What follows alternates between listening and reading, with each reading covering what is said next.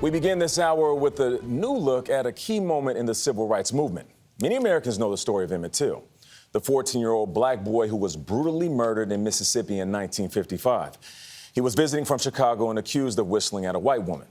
Two white men were acquitted of the crime, of an all-white jury, of course. They later admitted to the killing. A new film, Till, it focuses on one of the most important but often overlooked people in the story, Emmett's mother, Mamie. The movie follows her efforts to draw attention to what happened to her son, who she called Bo. It also features her work as a civil rights activist after his death. Take a look. We've never been apart this long. He's just going to see his cousins. It's not a bad thing for him to know where he come from. Oh, Chicago is all he needs to know. I don't want him seeing himself the way those people are seen down there. Those people like me. Even you left Mississippi, Mama. Mamie, Bo is growing up. You're gonna have to let him go. All right, I know that face. That is the face of Mama. Mind your business and go home. Where's my pocketbook? Right here. Oh, there it is. We're joined by producer Whoopi Goldberg, who plays Mamie's mother, that's Emmett's grandmother, and the film's co-writer and director, Chinonye Chukwu. How you doing? Good morning. Good nice morning. to be here. Thank you for joining us. Now, Whoopi, we hear that you have worked to get this film on the big screen for more than 20 years? Well, that's actually the originator of trying to get it up. His name is Keith Beauchamp. Okay. And he is the reason that we know as much as we know because he spent much time with Mamie. And also he created the documentary that got the case reopened. So this has been, he's been on this to get this done. He wanted to get it done before Mrs. Till passed, but we weren't able to get that done. But I'm on it 11 years trying to get it done. We said in the introduction that many Americans know the story of Emmett Till, but the reality is many Americans do not. Right. How do you hope that this movie changes their understanding of the case? I think most of us don't know about Mamie Till-Mobley and who she was and how she was a catalyst for the modern American civil rights movement. Without Mamie Till-Mobley, the world wouldn't know who Emmett Till was. And so she's the heartbeat of the story. Yeah. And so watching this film, there's so much to learn about her and all the people who are a part of the story, like Dr. T.R.M. Howard and Myrlie Evers, Medgar Evers. Yes. You know, I the didn't know community, that. Mound Yeah. Bayou, et cetera, et cetera. You know what you guys did so beautifully is you humanized Emmett. We saw him as a young teenage boy. It opens with him and his mom singing in the car. It shows that he liked to play. It shows that he was a playful, really great kid. And I think that that's so important to see the humanity of both of these characters. That said, it was so difficult, Chinonye, to watch. So difficult and so painful. And I've heard people say, I don't think I can watch it. Why do you think it's important that people look at this movie? Well, first, it's important for people to know that this movie was made with care, you know, and care for the story, care for audiences, you know, that there's an intention behind not showing the physical violence on screen.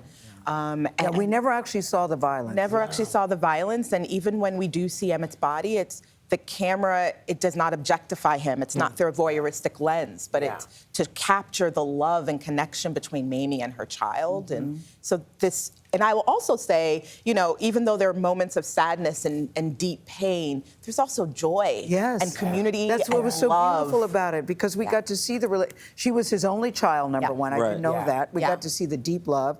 And Whoopi, you play the grandmother. Clearly, your acting chops are very much alive and in living color. But you play such a crucial role because Mom didn't want him to go. Mamie didn't want him to go. And his grandmother said, oh, let the boy go. It'll be a good experience. And I don't think she ever got over that. Oh. But you know what this movie is? This is, you know how you learn through film.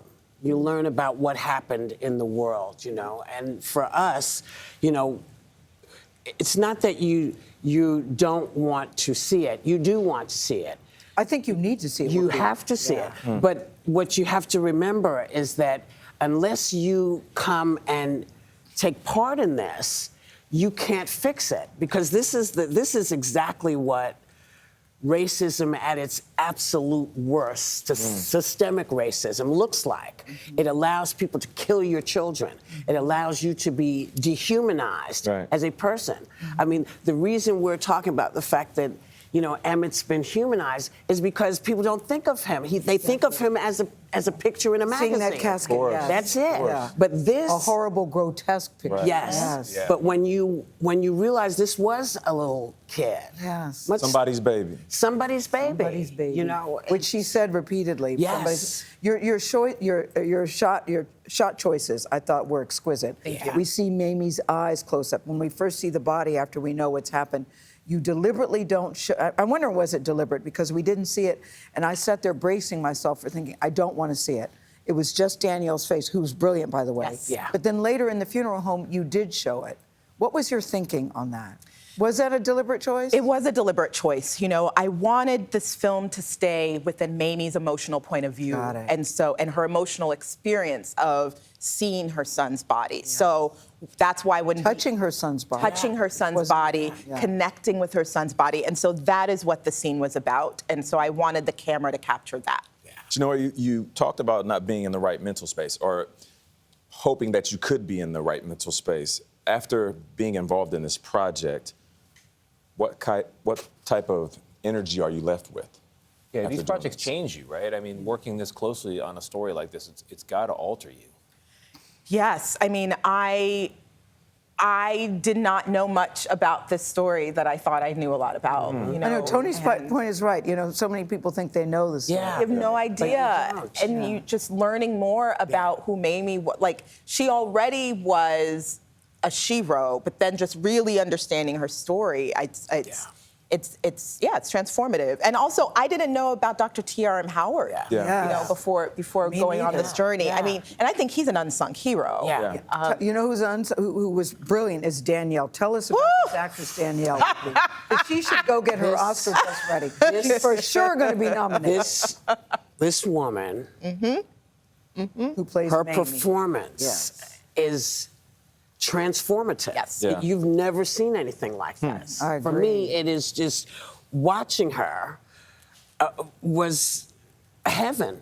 You know, How did you know that Chinonye was the right director for this project? because she said the stuff that Barbara Broccoli and Fred Zollo and Keith Barbara Beauchamp. Broccoli of James Bond. Yes. She's one of our other executive producers. And we looked long and hard. We've been looking for a long time for somebody.